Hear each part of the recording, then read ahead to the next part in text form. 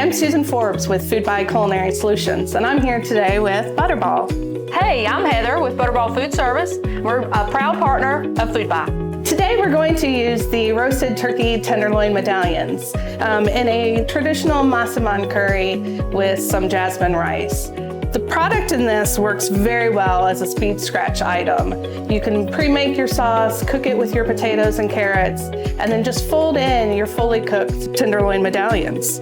I'm going to go ahead and garnish it with some cashews, some cilantro.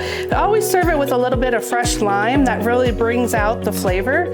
The cashews are going to add a little bit of nuttiness. There's just a little bit of nut flavor in there, but it's definitely recommended to squeeze the lime on it. Heather, can you tell us a little bit about this product? Yes, these are the turkey tenderloin medallions. So they're roasted to perfection and sliced and sold frozen. So it comes into you really easy. You can thaw it. You can use it, in a hot application, or you can use it in a cold application. Yes, love the cold application. I made some salads with it and just instead of using a grilled chicken, it's a great alternative.